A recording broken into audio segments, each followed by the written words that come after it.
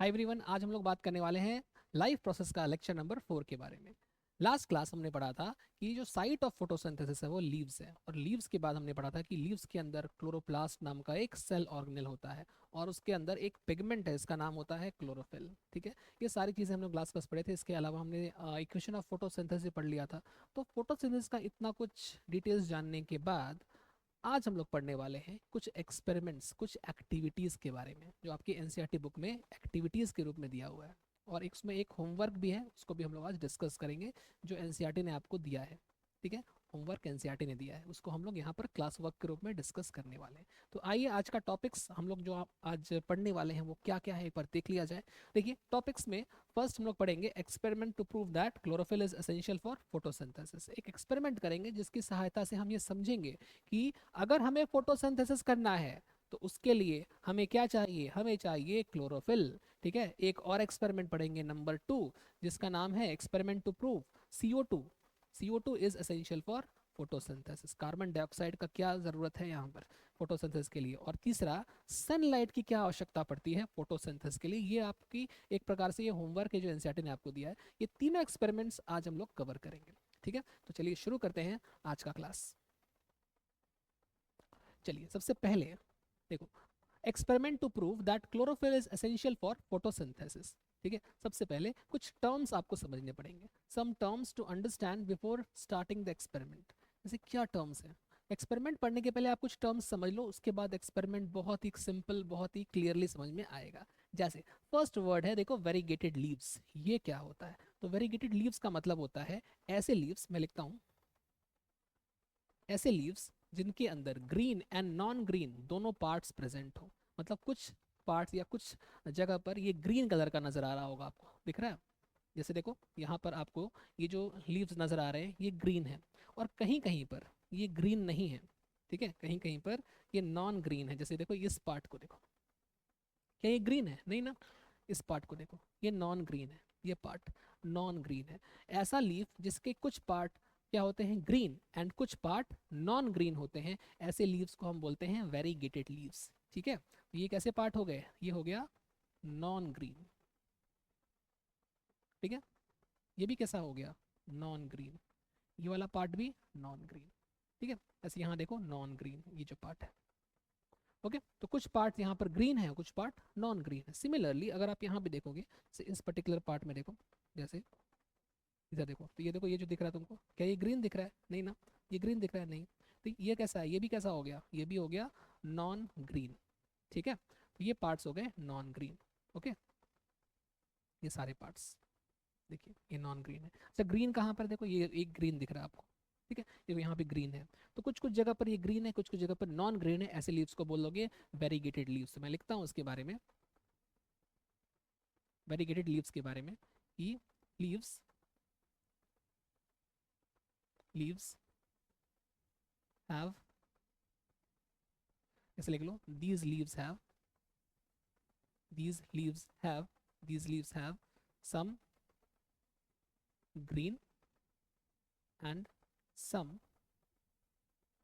non green parts। कुछ green parts है और कुछ नॉन ग्रीन पार्ट्स भी है। तो ऐसे लीव्स जिसके पास कुछ ग्रीन पार्ट है और कुछ नॉन ग्रीन पार्ट है, उसको हम क्या बोलते हैं? वेरीगेटेड लीव्स बोलते हैं।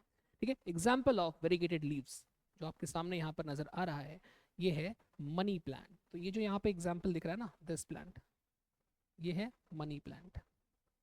ठीक है, इसको डेकोरेशन के लिए घर में लगाया जाता है। एक घर के अंदर ही, हॉल में या फिर बालकनी में इसको लगाते हैं, घर के अंदर। ठीक है, तो ऐसे ही गार्डन में भी लगा सकते हैं, कोई वैसे मनाही नहीं है, आप गार्डन में भी इसको लगा सकते हो। ये है मनी प्लांट। ठीक है, ऐसे ये जो प्लांट है ये वाला, इसका नाम है क्रोटन। ठीक है, क्रोटन। ठीक है, जमाल गोटा बोलते हैं इसको हिंदी में। ठीक है, तो ये सब है। तो ये सब डिफरेंट टाइप के वेरीगेटेड लीव्स के एग्जाम्पल हो गए। मैंने एक फिगर आपके सामने इसलिए रखा है ताकि आपको क्लियर अंडरस्टैंडिंग हो जाए। चलो ठीक, इसको एक बार देख लो फटाफट, फिर नेक्स्ट पेज पे चलते हैं। हो गया?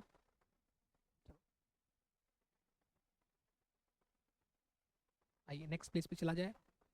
अब देखो कुछ और चीज़ें आपको समझनी पड़ेंगी, फिर एक्सपेरिमेंट स्टार्ट होगा। देखो फर्स्ट यहाँ पे एक नेक्स्ट टॉपिक लिखा है डी स्टार्चिंग। डी स्टार्चिंग का क्या मतलब है, मतलब समझा जाए। तो डी स्टार्चिंग का मतलब होता है कि अगर किसी प्लांट के पार्ट से, मान लो लीव से ही अगर हम स्टार्च को बाहर निकाल दे रहे हैं, ठीक है, स्टार्च को बाहर निकालना इज कॉल्ड डी स्टार्चिंग, ठीक है, जैसे डीएक्टिवेशन, डीएक्टिवेटिंग, एक्टिवेशन का उल्टा, इनएक्टिवेट करना, डीएक्टिवेट करना, बंद करना, ठीक है, तो वैसे ही स्टार्च का उल्टा, स्टार्च को निकाल दो, डी स्टार्चिंग, ठीक है, removal of starch from from any part of plant, from any part of plant.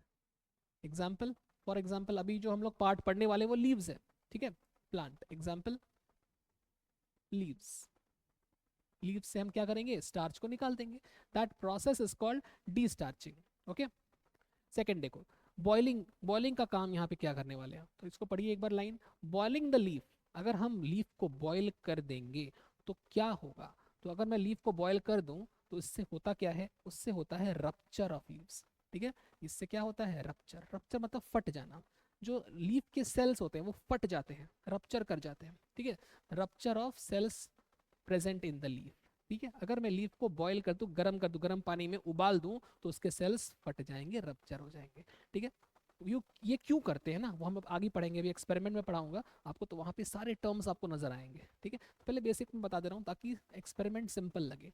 आगे बढ़ जाओ, boiling the leaf in presence of alcohol causes removal of chlorophyll from leaves, तो अगर मान लो मेरे पास एक पत्ता है, ठीक है, और मैं उस पत्ते को, मान लो मेरे पास एक पत्ता है, ध्यान से देखना, ये है पत्ता, मैंने इस पत्ते को एक बीकर में डाल दिया, तो इमेजिन करिए ये एक बीकर है ग्लास से बना हुआ, और उस बीकर के अंदर, इस बीकर के अंदर, इस बीकर के अंदर मैंने क्या किया है, अल्कोहल भर दिया है,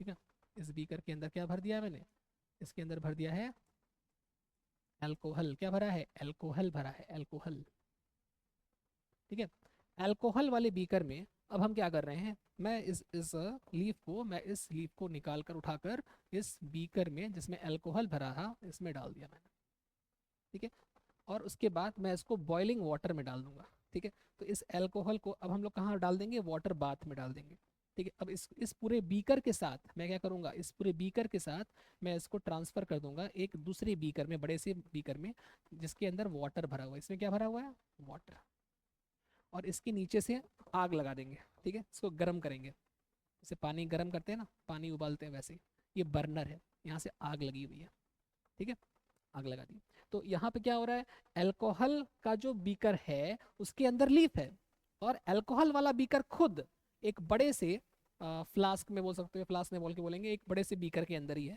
या एक बड़े से वेसल के अंदर है, ठीक है, और इसको हम लोग बोल सकते हैं वाटर बाथ, इसको क्या बोलोगे, वाटर बाथ,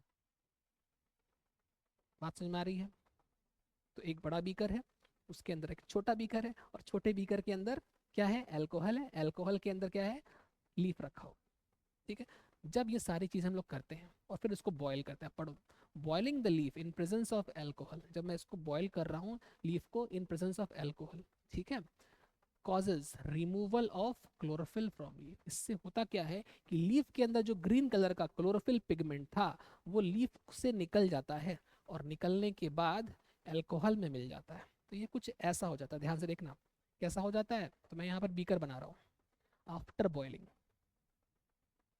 आफ्टर बॉइलिंग क्या होगा, ध्यान से देखना, तो आफ्टर बॉइलिंग आपको कुछ ऐसे देखने को मिलेगा, मैं बीकर, अल्कोहल वाला बीकर बना रहा हूँ, ठीक है, ये अल्कोहल वाला बीकर था, ठीक है, और इसके अंदर क्या था, इसके अंदर ऐसे शुरू में लीफ प्रेजेंट था, सही बात है, ऐसे था, ठीक है, अब क्या हुआ, जब आपने इसको हीट किया तो हीट करने की वजह से इसके अंदर जो क्लोरोफिल प्रेजेंट था, ये क्लोरोफिल यहाँ से हट गया, ठीक है, और ये लीफ कैसा हो गया, कलरलेस हो गया, ठीक है, मेरा सवाल ये है कि इस लीफ का क्लोरोफिल अगर यहाँ से निकल गया तो फिर गया कहाँ, तो ये क्लोरोफिल लीफ से निकलकर इस बीकर के अंदर जो अल्कोहल था उसमें मिक्स हो जाता है, ये अल्कोहल में देखो ग्रीन कलर हो गया, देखो मतलब लीफ का क्लोरोफिल लीफ से निकलकर अल्कोहल में मिक्स हो गया, ठीक है, तो जो अल्कोहल का कलर था, पहले को अल्कोहल वाइट कलर का था, अब ये अल्कोहल कैसा हो गया है, ये हो गया है ग्रीन कलर का, इन अल्कोहल, अल्कोहल के अंदर कौन सा कलर आ गया, ग्रीन कलर आ गया। बात समझ में आया? और जो लीफ है वो कैसा हो गया? तो जो लीफ है आपका वो हो गया कलरलेस। लीफ बिकम्स, या leaf loses it's green colour, ठीक है, एंड बिकम्स कलरलेस। लीफ बन जाता है कलरलेस, ठीक है। हल्का फुल्का ग्रीन हो सकता है, ऐसा नहीं है कि सारा ही ग्रीन निकल जाएगा, ठीक है। तो ये अपना ग्रीन कलर लूज कर देगा और वही ग्रीन कलर अल्कोहल में मिल जाएगा, ठीक है। तो यही लिखा है यहाँ पे, देखो फिर से पढ़ो। Boiling of leaf in presence of alcohol causes removal of chlorophyll from leaf. Leaf से क्लोरोफिल निकल गया, जिसकी वजह से लीफ जो हो गया पहले ग्रीन कलर का था बट अब वो ग्रीन कलर का नहीं है, उसका ग्रीन कलर बाहर निकल चुका है, अब वो कलर लेस हो गया है, ठीक है। यही है, आगे बढ़िए चलिए। नेक्स्ट देखिए, कलर ऑफ आयोडीन सोल्यूशन। अब ये तो यहाँ तक था, ये दूसरी चीज थी, अब ये दूसरी चीज की बात हो रही है। तो अब बात हो रही है आयोडीन सोल्यूशन की। ये क्या होता है? देखो आयोडीन सोल्यूशन का जो कलर होता है, ओरिजिनल कलर, ये ऐसा होता है, इस कलर का होता है, ठीक है, ब्राउन कलर का होता है, ठीक है। तो ये ब्राउन कलर का होता है, देखो, ठीक है, ब्राउन कलर का, देखो ये ब्राउन कलर का है। कैसा है? Brown colour. यहाँ नहीं लिखते, यहाँ लिखते हैं, चलिए, ब्राउन कलर, ठीक है। ऐसे ही अगर मैं बोलूं कि आयोडीन तो नॉर्मली ब्राउन कलर का था, लेकिन अगर इस आयोडीन में मैं स्टार्च को मिक्स कर दूं, ठीक है, अगर इस आयोडीन के साथ स्टार्च भी रिएक्ट कर ले, स्टार्च कहाँ होता है? लीफ के अंदर होता है। तो अगर मान लो स्टार्च जो है वो इस आयोडीन से रिएक्ट कर लेगा, तब इसका कलर ब्राउन से चेंज होकर कैसा हो जाएगा? तब इसका कलर चेंज हो जाएगा और अब ये ब्राउन नहीं रहा, अब ये बन जाएगा, देखो, डार्क ब्लू, ठीक है, या फिर ब्लैक। अब ये बन जाएगा डार्क ब्लू या फिर ब्लैक, समझे बात? तो इस प्रोसेस को हम बोलते हैं starch test. Now what is starch test? Starch test का मतलब क्या है? तो ये लाइन पढ़िए ध्यान से। Starch reacts with iodine. जब ये स्टार्च, मान लो इसमें मैंने स्टार्च डाला, ठीक है, जब ये स्टार्च इस आयोडीन से रिएक्ट करता है, मैंने इसके अंदर स्टार्च डाल दिया, मान लो जब तक मैंने स्टार्च नहीं डाला था तब तक इसका कलर कैसा था? तब तक ये ब्राउन कलर का था, ठीक। अब मैंने इसमें स्टार्च डाला, तो अगर यहाँ पे स्टार्च आ रहा है तो अब इसका कलर रिएक्शन के बाद ब्राउन नहीं रहेगा, अब ये क्या हो जाएगा? अब ये डार्क ब्लू या फिर ब्लैक हो जाएगा। लाइन पढ़ो। Starch reacts with iodine solution to form dark blue या ब्लैक कलर। ओके, यही है। तो एक बार इन सारी चीज को आप देखिए। अच्छा, इसको पॉजिटिव रिजल्ट बोलते हैं, इसको नेगेटिव बोलते हैं। अब इसके ऊपर ही एक्सपेरिमेंट बेस्ड है सारा। आपने सारे बेसिक समझ लिए, अब यहाँ से एक्सपेरिमेंट स्टार्ट होगा। एक बार इसको भी लिख लीजिए फटाफट, लिख लिए। चलिए आइए चलते हैं नेक्स्ट पेज पर। देखिए अब यहाँ से एक्टिविटी नंबर 1 है और यहाँ पर हमको एक्सपेरिमेंट नंबर 1 पढ़ना है। थोड़ा ध्यान से देखा जाए। Let us do an activity which demonstrates that chlorophyll is essential for photosynthesis. मतलब हम एक ऐसी एक्सपेरिमेंट करेंगे, एक्टिविटी करेंगे, जिससे हमको ये समझ में आ जाएगा कि क्लोरोफिल ज़रूरी है फोटोसिंथेसिस के लिए और बिना क्लोरोफिल के फोटोसिंथेसिस नहीं होगा, ठीक है। तो सबसे पहले हम एक लीफ लाएंगे, पत्ता लाएंगे। कौन सा लीफ लाएंगे? ये कौन सा लीफ है? देखो इसमें ग्रीन कलर भी है और नॉन ग्रीन कलर भी है, ठीक है। तो ये कौन सी लीफ है बताइए? ये लीफ है वेरीगेटेड लीफ, ठीक है। ये कैसी लीफ है? वेरीगेटेड लीफ है, ठीक है। अच्छा, before and after starch test. तो शुरू में ये ऐसी थी, ओके, शुरुआत में ये ऐसे दिख रही थी। एक बार एक एक करके लाइन बाय लाइन पढ़ा जाए ढंग से। आइए स्टार्ट किया जाए। तो फर्स्ट देखो, ध्यान से देखना, देखो, take a potted plant with variegated leaf, for example money plant and crotons. ये तो आपने देख लिया कि वेजिटेटेड लीफ क्या होता है और एग्जाम्पल क्या क्या होता है, ठीक है। आगे बढ़ो। Keep the plant in a dark room for 3 days। अब इसको डार्क रूम में रखना है, ठीक है। डार्क रूम मतलब विदाउट लाइट, कोई लाइट, सनलाइट नहीं आनी चाहिए, ठीक है। आर्टिफिशियल लाइट भी नहीं आनी चाहिए, डार्क होना चाहिए, ठीक है। फॉर 3 days, 3 दिन तक इसको रखना है, ठीक है। सो दैट, देखो लीफ में पहले से कुछ ना कुछ स्टार्च प्रेजेंट रहेगा। लीफ जब तक धूप में है या सनलाइट में है तब तक उसने कुछ ना कुछ स्टार्च बनाया होगा जो स्टोर रहा होगा बॉडी के अंदर, है ना। हमने पढ़ा है ना लास्ट क्लास की, प्लांट की बॉडी के अंदर, लास्ट टू लास्ट क्लास पढ़ा था। प्लांट की बॉडी के अंदर जो स्टोरेज कार्बोहाइड्रेट है या स्टोरेज फूड है उसका नाम स्टार्च है, जबकि एनिमल्स में या हेटरोट्रॉफ्स में ये होता है ग्लाइकोजन, ठीक है। स्टोर्ड फूड क्या होता है? ग्लाइकोजन। प्लांट की बॉडी के अंदर स्टोर्ड फूड का क्या नाम है? स्टार्च। तो ये स्टार्च यहाँ पर स्टोर्ड है, ठीक है। तो अभी स्टोर्ड इस लीफ के अंदर स्टार्च क्या है? स्टोर्ड है। अब मैं क्या कर रहा हूँ? स्टोर्ड फूड को यूज करवाना चाहता हूँ मैं। देखो प्लांट क्या करता है, फूड को स्टोर कर रखता है ताकि फ्यूचर में अगर जरूरत पड़ेगी तो वो उस स्टोर्ड फूड का इस्तेमाल कर सके, ठीक है। इसलिए प्लांट फ्यूचर के लिए फूड को स्टोर करता है, ठीक है। अब मैंने क्या किया, इस प्लांट को मैंने रख दिया कहाँ पर? डार्क रूम में विदाउट सनलाइट। अब सनलाइट नहीं मिल रही है तो फोटोसिंथेसिस नहीं होगा, और जब फोटोसिंथेसिस नहीं होगा तो नया स्टार्च नहीं बनेगा, है ना। और नया स्टार्च या नया फूड नहीं बनेगा, जो पुराना स्टार्च इसके अंदर स्टोर्ड है वही प्लांट यूज करेगा बार बार। तो प्लांट चाहेगा बार बार उसी पुराने फूड को यूज करना, राइट। तो प्लांट जो है उसको यूज करना चाह रहा है, ठीक है। और 3 दिन तक मैं इसको लाइट से दूर रखूंगा ताकि 3 दिन में लगभग जितना भी स्टार्च इसके पास था, स्टोर्ड स्टार्च था, वो खत्म हो जाए, ठीक है। तो वही है, देखो, now keep the plant, sorry, now keep the plant in a dark room for 3 days so that all the starch gets used up. सारा का सारा स्टार्च जो स्टोर्ड था पहले से वो यूज हो जाए, ठीक है। अच्छा, इतना करने के बाद 3 दिन बाद हम लोग फिर से दोबारा एक्सपेरिमेंट स्टार्ट करेंगे। 3 दिन तक बैठ के वेट करेंगे, ठीक है।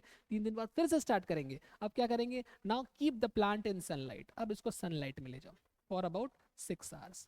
बस 6 घंटे के लिए थोड़ा बहुत फोटोसिंथेसिस हो जाए, इतने के लिए हमको उसको लाइट में रखना है, ओके। थोड़ा सा आगे चलो। अब क्या करेंगे? उस प्लांट का एक पत्ता उखाड़ लेंगे, ठीक है। प्लक, उखाड़ लेंगे क्या? एक leaf from the plant. Mark the green areas. अच्छा, मान लो मैंने यहाँ पे एक पत्ता उखाड़ के लाया, ये एक पत्ता निकाल के लाया मैंने, ठीक है। अब इसके ऊपर जो जो ग्रीन एरियाज है मैं उसको देख रहा हूँ। मैं क्या करूँगा? एक पेपर लाऊंगा, ठीक है, पतला सा मैं पेपर लेकर आऊंगा। अब मेरे पास यहाँ पेपर, मान लो मेरे पास ये पेपर होता, ठीक है। मान लो ये मेरे पास पेपर होता, ये पेपर है, मान लो पतला सा पेपर होता है ना, जो बिल्कुल पतला सा पेपर, वैसा ही। ये तो प्लास्टिक है, प्लास्टिक भी यूज़ कर सकते हैं, ठीक है। तो मान लो मैं क्या कर रहा हूँ, इस लीफ के ऊपर ऐसे रख कर मैं इसके ऊपर यहाँ पर एक मार्जिन ड्रॉ कर रहा हूँ। लीफ के ऊपर ऐसे रख के मैं लीफ बना रहा हूँ इसके ऊपर, और यहाँ मार्क कर देना चाहिए इस पॉइंट पर, यहाँ पर ग्रीन पार्ट्स है, जहाँ जहाँ ग्रीन पार्ट्स है, ग्रीन पार्ट्स पर मैं क्या कर रहा हूँ? मार्क बना ले रहा हूँ। तो मेरे पास इस पेपर पर इस लीफ का आउटलाइन बन गया है, एक डायग्राम बन गया लीफ का, सेम टू सेम। और इस पर जहाँ जहाँ ग्रीन पोर्शन है मैंने मार्क कर लिया है, ठीक है। तो ग्रीन पोर्शन को मैंने मार्क कर लिया है, क्लियरली मुझे दिख रहा है, अच्छा यहाँ यहाँ पर ग्रीन पोर्शन है। इसको मैं रख दूंगा, फ्यूचर में इसका कुछ काम आने वाला है, मैं बताऊंगा आपको, ठीक है। अभी इसका काम नहीं है, अभी मैं इसको रख देता हूँ, मैंने उसको रख दिया, ठीक है। अब उसको भूल जाओ फिलहाल, अभी के लिए आगे बढ़ो, ठीक है। Pluck a leaf from the plant, mark green areas. Mark कर लिया मैंने और ट्रेस कर लिया, मतलब मार्क करके लगा के रख दिया कि कहाँ कहाँ पर ग्रीन पार्ट है शीट ऑफ पेपर पे, प्लास्टिक पर किया मैंने, ठीक है। आगे बढ़ो, चलो। Dip the leaf in boiling water for a few minutes. अब क्या करना है? अब इस लीफ को बॉइलिंग वाटर के अंदर डुबा देना है, ठीक है। पहले इसको बॉइलिंग वाटर में डुबाना है। क्यों डुबाना है? तो मैंने पीछे बताया था आपको, रप्चर हो जाएगा सेल्स, लीफ के सेल्स रप्चर कर जाएंगे इसलिए, ठीक है। आगे बढ़ जाओ। अच्छा, क्यों मतलब रप्चर करना चाह रहे? ताकि उसके सेल सेल के अंदर जो भी क्लोरोप्लास्ट है वो भी रप्चर हो जाए, ठीक है। आगे बढ़ जाओ। After this immerse it in a beaker containing alcohol. अब क्या करना है? एक बीकर लाना है, जो बताया था आपको पीछे, और उस बीकर में क्या भर दिया है हमने? अल्कोहल। और उस अल्कोहल वाले बीकर के अंदर हम लीफ को डाल देंगे, ठीक है। तो मैंने यहाँ पर लीफ को डाल दिया इस तरह से। और अब क्या करना है? इस पूरे सेटअप को उठाकर एक वाटर बाथ में डाल देना है, ठीक है। After this immerse it in a beaker containing alcohol हो गया। Carefully place the above beaker. इस बीकर को उठाओ और कहाँ डालो? वाटर बाथ में डाल दो, ठीक है। तो अब इसको ले आकर ऐसे बड़े से वाटर बाथ में डाल दो इस तरह से, और इसको हीट करो। Heat till the alcohol begins to boil. तो इतना हीट करो कि ये पूरा पानी और अल्कोहल दोनों बॉयल करने लग जाए, ठीक है। दोनों बॉयल करने लगा, ठीक है। What happens to the colour of the leaf? अब तुम बताओ कलर का क्या होगा? तो अपने आप पढ़ लिया, ऑलरेडी पढ़ रखा है कि कलर का क्या होने वाला है, ठीक है। तो जब हम इस तरह से बॉइलिंग अल्कोहल में लीफ को रखते हैं तो जो लीफ का क्लोरोफिल होता है वो लीफ में से निकल कर अल्कोहल में चला जाता है ना। तो अब तुमसे सवाल पूछ रही है एनसीईआरटी कि what happens to the colour of the leaf? Answer क्या होगा? लीफ बिकम्स कलरलेस, ठीक है। या ऐसे बोल सकते हो कि leaf loses it's green colour, एक ही बात है। What is the colour of the solution? Solution का कलर क्या हो जाएगा बताओ? तो जो ग्रीन कलर लीफ में से निकला वो कहाँ गया, वो गया सोल्यूशन के अंदर, तो सोल्यूशन बिकम्स ग्रीन। ठीक है, बिकम्स ग्रीन। ओके, आगे बढ़ जाओ, यहां तक ठीक है, कोई दिक्कत? आगे देखिए, now dip the leaf in dilute solution of iodine. अब इस लीफ को वहां से निकाल लो, अब उसको आयोडीन में डुबा दो। ठीक है, आयोडीन सोल्यूशन में डुबा दो फॉर अ फ्यू मिनट्स। ठीक है, take out the leaf and rinse, rinse मतलब कि धो दो उसको, तो रिंस करना मतलब क्लीन करना, धोना, ऑफ आयोडीन सोल्यूशन। ठीक है, तो उसको क्लीन कर दो, एक्स्ट्रा जो आयोडीन वहां पे था उसको धो दो। Observe the colour of the leaf and compare this with the tracing of the leaf. तो मैंने इतना करने के बाद कलर को चेक करना है मुझे, और फिर उस कलर को मिलाना है इसमें जो आपने अभी यहाँ पे आउटलाइन बनाया था लीफ का, और इस लीफ में आपने जहाँ जहाँ ग्रीन पोर्शन है मार्क कर रखा था। वो करना क्या है कि अब इसको उठाकर इस लीफ में इसके कलर को देखना है। तो ध्यान से देखना, फर्स्ट बोल रहा है कि लीफ को निकालो, रिंस कर दो, और फिर ऑब्जर्व करो कलर ऑफ द लीफ। अब इधर आओ, पहले कलर को आपको क्या देखने मिलेगा, जैसे जिस जिस पार्ट में ग्रीन कलर आपने देखा था, जिस जिस पार्ट में पहले आपको ग्रीन दिख रहा था, देखो ये जो पार्ट है, देखो है ना, ये फर्स्ट पार्ट था, ये सेकंड पार्ट था, देखो फर्स्ट पार्ट, सेकंड पार्ट, देखो ये थर्ड पार्ट, ये फोर्थ पार्ट है ना, ये फिफ्थ पार्ट, ये सिक्स्थ पार्ट, ठीक, ये सेवेंथ पार्ट। ओके, तो जहां जहां आपको पहले ग्रीन दिख रहा था, ठीक है, जहां जहां पहले आपको ग्रीन दिख रहा था, अब वहां ग्रीन नहीं दिख रहा, अब क्या दिख रहा है, अब आपको दिख रहा है वहां पर ब्लू। ठीक है, अब वहां पे क्या दिख रहा है, डीप ब्लू या डार्क ब्लू या फिर ब्लैक। ठीक है, मतलब जहां जहां पर ग्रीन कलर था वहां वहां थोड़ा बहुत स्टार्च रहा होगा, और उस स्टार्च के साथ इस आयोडीन सोल्यूशन ने रिएक्शन किया होगा। आयोडीन सोल्यूशन शुरुआत में कौन से कलर का था, ब्राउन कलर का। जब ये आयोडीन सोल्यूशन इस ग्रीन यानी क्लोरोप्लास्ट के अंदर जो स्टार्च है, यानी ग्रीन पार्ट के अंदर जो स्टार्च है, उससे रिएक्ट किया होगा। जब आयोडीन इस क्लोरोप्लास्ट के अंदर जो स्टार्च है उससे रिएक्ट किया होगा, जब आयोडीन इस स्टार्च से रिएक्ट किया होगा, तब वो बन गया होगा डार्क ब्लू कलर का। मतलब यहाँ पर स्टार्च प्रेजेंट है तभी डार्क ब्लू आया है। तो डार्क ब्लू कहाँ से आ रहा है, डार्क ब्लू आ रहा है आयोडीन और स्टार्च के रिएक्शन से। मतलब यहाँ पर स्टार्च प्रेजेंट था इसलिए डार्क ब्लू आया है। ठीक है, तो जहां जहां ग्रीन पोर्शन था वहां फोटोसिंथेसिस हुआ होगा, और उसकी वजह से ही यहाँ पर स्टार्च बना होगा, और स्टार्च ने ही रिएक्ट कर लिया है और डार्क ब्लू कलर दिया है। मतलब ये इंडिकेट कर रहा है कि इस ग्रीन पार्ट में क्लोरोफिल प्रेजेंट था, ग्रीन पार्ट में ही क्लोरोफिल, क्योंकि क्लोरोफिल क्या होता है, एक क्लोरोफिल एक पिगमेंट है, और जहां भी प्लांट में ग्रीन पार्ट है वहां पर क्लोरोफिल प्रेजेंट होगा। ठीक है, तो जहां जहां ग्रीन है वहां क्लोरोफिल है, और क्लोरोफिल के बारे में आप पढ़ चुके हैं कि ये सनलाइट को ट्रैप करके फूड यानी स्टार्च बनाता है। पहले ग्लूकोज बनता है, फिर ग्लूकोज से स्टार्च बन जाता है। ठीक है, मतलब जहां भी ग्रीन पार्ट होगा वहां क्लोरोफिल होगा, और क्लोरोफिल की वजह से वहां पर फूड यानी ग्लूकोज या फिर स्टार्च बन जाएगा। बात समझ में आ रही, मैं लिख देता हूँ उसको।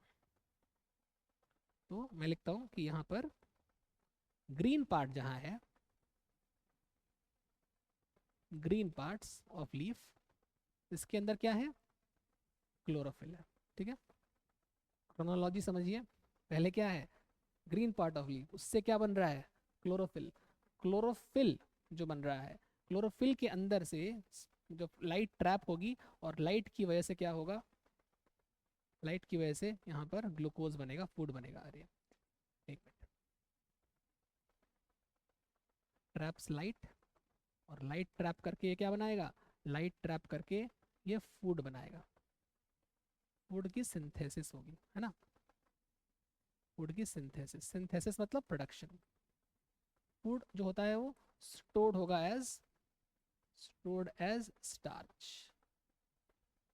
समझिए बात, स्टार्च के रूप में स्टोर हो जाएगा। और जहां जहां स्टार्च होगा वहीं वहीं ग्रीन पार्ट भी था, समझे बात, ग्रीन पार्ट की वजह से स्टार्च बन रहा है, और स्टार्च से रिएक्ट करेगा आयोडीन, आयोडीन टेस्ट होगा, तो हमको कौन सा कलर मिलेगा, मुझे मिलेगा ब्लू या फिर ब्लैक कलर।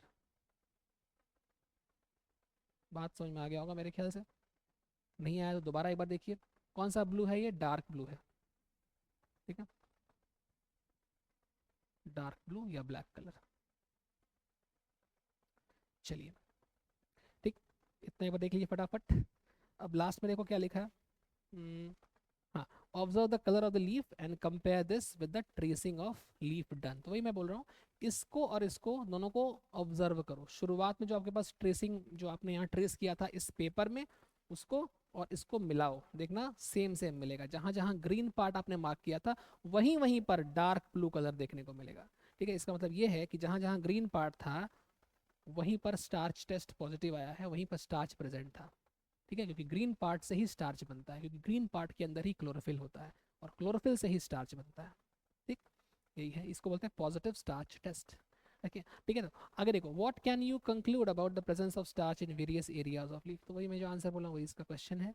ठीक है, तो आप कंक्लूड कर सकते हो कि जहां जहां ग्रीन पार्ट है, ग्रीन पार्ट्स जो मैंने यहाँ लिखा है पूरा, green parts contain chlorophyll that produces starch। ठीक है, and gives positive starch test, positive starch test। ठीक है, यही है। तो एक बार इसको फटाफट कॉपी कर लीजिए, ये बहुत इंपॉर्टेंट है। ओके, चलिए, हो गया। ऑल राइट, चलो आगे बढ़ते हैं। चलो सेकंड एक्टिविटी में चलते हैं। Experiment to prove that CO2, ये CO2 होगा, CO लिखा गया, CO2, CO2 is essential for photosynthesis. तो ये क्या एक्सपेरिमेंट है, आइए देखा जाए एक बार फटाफट। ठीक है, तो इसमें देखो दो मेरे पास पॉट्स हैं। ठीक है, ये देखो पौधा है एक, ये दूसरा है।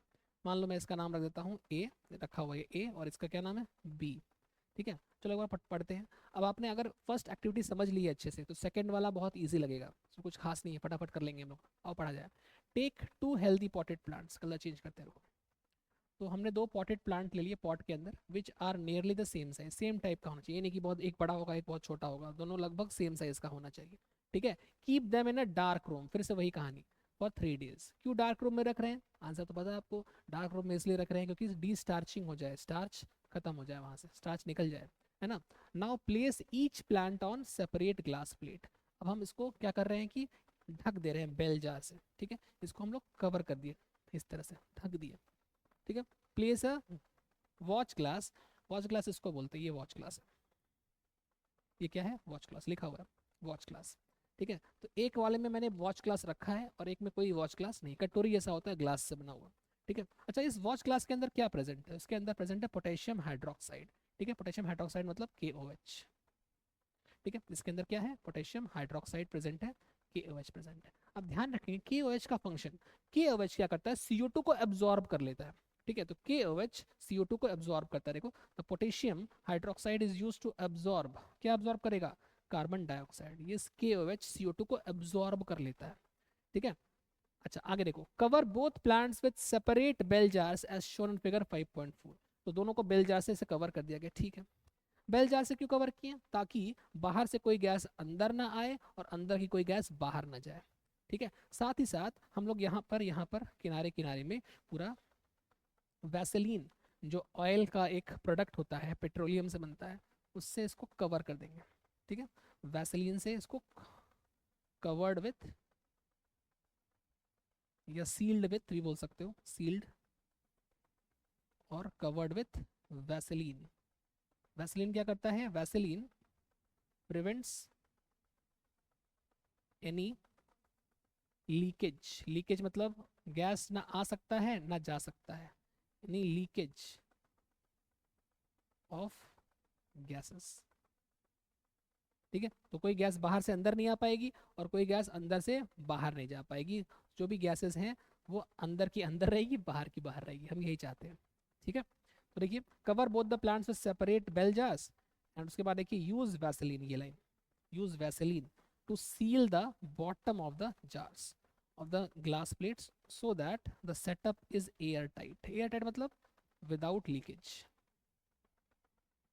कोई हवा अंदर बाहर नहीं हो सकती। जैसे कि कुरकुरे का पैकेट होता है ना, कुरकुरे का पैकेट जिसके अंदर हवा भरा रहता है, और कुरकुरे का पैकेट ये रहा, बाहर भी हवा है अंदर भी हवा है, दोनों जगह हवा है, लेकिन कोई एक्सचेंज नहीं हो रहा हवा का, क्योंकि वो पैक्ड है, सील्ड है।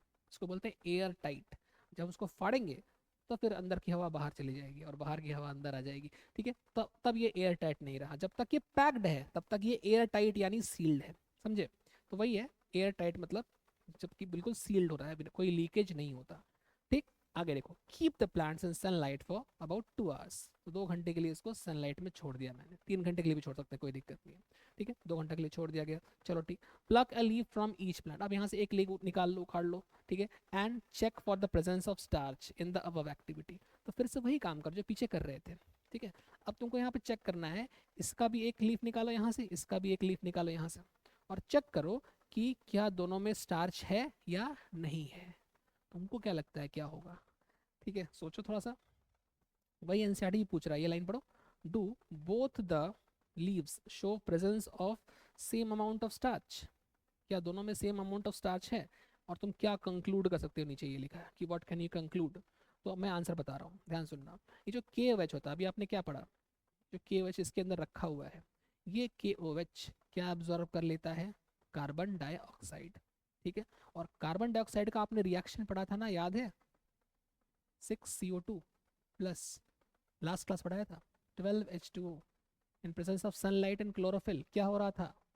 से 6H12O6 plus 6O2 plus 6H2O, ये रिएक्शन था।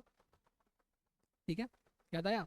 तो यहाँ पर ये जो ग्लूकोज बना है, ये जो ग्लूकोज बना है, यही ग्लूकोज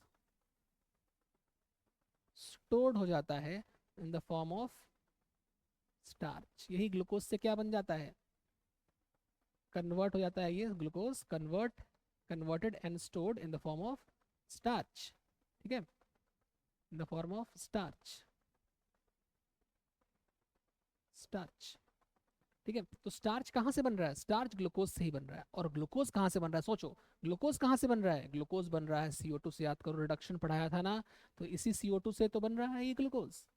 तो अगर इस प्लांट का CO2 KOH खा जाएगा, तो इस प्लांट को CO2 नहीं मिल पाएगा, और जब इस प्लांट को CO2 नहीं मिल पाएगा तो उसके पास CO2 कम होगा, तो उसका ग्लूकोज भी कम बनेगा या नहीं बनेगा, और ग्लूकोज भी कम या नहीं बनेगा तो स्टार्च भी नहीं बनेगा।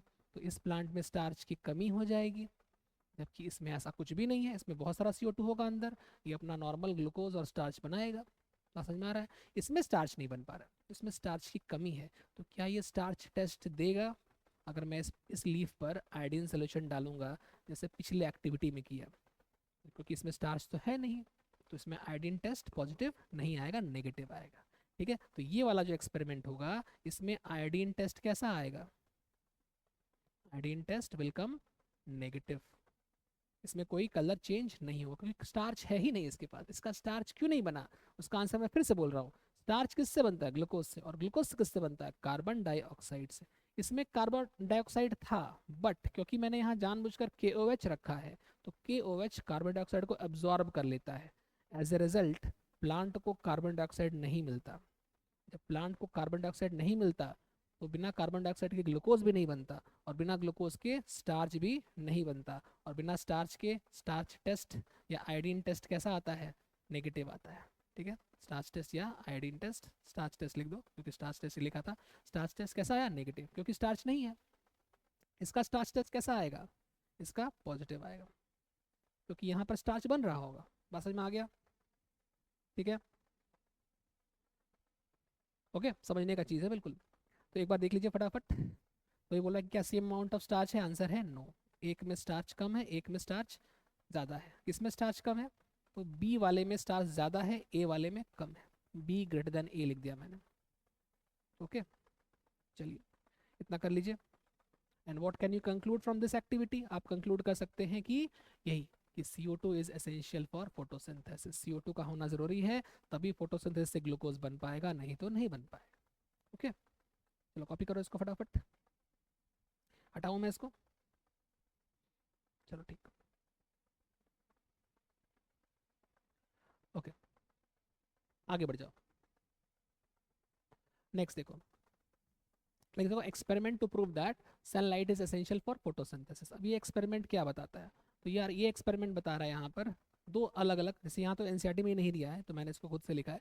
तो स्टेप 1 स्टेप 2 स्टेप 3 करके मैंने यहाँ पे दो अलग अलग प्लांट लिए। ठीक है, तो मान लो यहाँ पे तुम्हारे पास एक प्लांट है,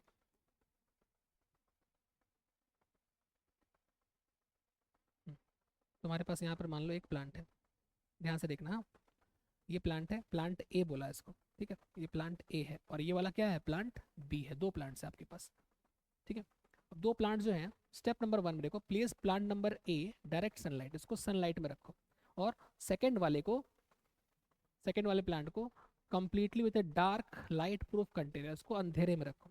तो इसको लाइट में रखो और इसको अंधेरे में रखो, ऐसा स्टेप नंबर 1 में कहा है।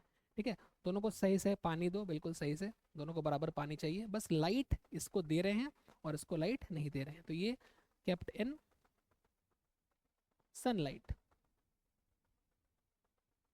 और इसको केप्ट इन डार्क। ठीक है, डार्क या फिर एब्सेंस ऑफ सनलाइट, अंधेरे में रखा है। स्टेप 2 देखो, ऑब्जर्व करो 7 से 10 दिन तक। ठीक है, नोट करो कि क्या उसमें कोई चेंज हो रहा है, क्या लीफ कलर इसका सेम, दोनों का ग्रीन ग्रीन ही है या फिर कलर में चेंज आ रहा है। अब देखो यहाँ पर ये लाइट में है तो ये लगातार फोटोसिंथेसिस करेगा ना, तो इसमें तो ग्रीन कलर का लीफ रहेगा। लेकिन ये अंधेरे में है तो यहाँ पर क्या हो रहा है, धीरे धीरे ये फोटोसिंथेसिस करना बंद कर देगा क्योंकि अंधेरे में है। स्टार्च भी धीरे धीरे खत्म हो जाएगा और जब स्टार्च खत्म हो जाएगा धीरे धीरे, तो इसका जो ग्रीन कलर है वो भी क्या हो जाएगा, धीरे धीरे क्लोरोफिल भी खत्म हो जाएगा और ग्रीन कलर भी खराब हो जाएगा। मतलब ये अब ग्रीन नहीं रहेगा, समय के साथ इसका स्टार्च खत्म हो जाएगा, नया फोटोसिंथेसिस नहीं बन पा रहा है, नया फोटोसिंथेसिस नहीं होने से इसको खाना नहीं मिल पा रहा है बेचारे को, और इसके सेल्स धीरे धीरे मुरझा जाएंगे, सेल्स मरने लगेंगे, लीफ भी मरने लगेगा। विल्टिंग मतलब मुरझा जाना। ठीक है, लीफ कलर नॉन ग्रीन हो जाएगा, ये सिकुड़ जाएगा, मुरझा जाएगा और इसकी ग्रोथ रुक जाएगी, ऐसा कुछ होगा। ये स्टेप 2 था। स्टेप 3 में क्या होता है, स्टार्च टेस्ट कर लेते हैं। अब स्टार्च टेस्ट करोगे, ऑब्वियसली स्टार्च किस में मिलेगा, जिसमें फोटोसिंथेसिस हो रहा है। तो यार इसमें हो रहा है फोटोसिंथेसिस, तो इसमें आपको क्या मिलेगा, positive starch test. Starch test करेंगे तो कलर चेंज होगा, डार्क ब्लू कलर यहाँ पे मिलेगा क्योंकि स्टार्च बना है। इसमें कोई स्टार्च नहीं बन पा रहा है बेचारे के पास, लाइट ही नहीं है ना, तो ये होगा नेगेटिव स्टार्च टेस्ट। ठीक है, वही चीज यहाँ पर लिखी हुई है। ओके, बस यही था। तो इससे हमको ये प्रूफ होता है कि सनलाइट के बिना फोटोसिंथेसिस नहीं हो सकती and sunlight is essential for photosynthesis.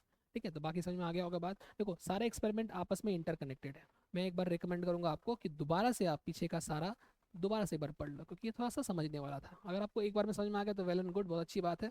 But अगर थोड़ा सा भी कहीं डाउट आ रहा है तो आप इसको एक बार दोबारा देख लो फट से। ठीक है, चलो आगे बढ़ा जाए। तो आगे बढ़ने का मतलब नहीं है थैंक यू हो चुका है। ठीक है, तो फिर मिलते हैं नेक्स्ट क्लास में। ठीक है, आगे बढ़ाएंगे और इसको आगे कहानी को। फिलहाल आज के लिए इतना ही, पढ़ाई करते रहिए। Bye bye, thank you.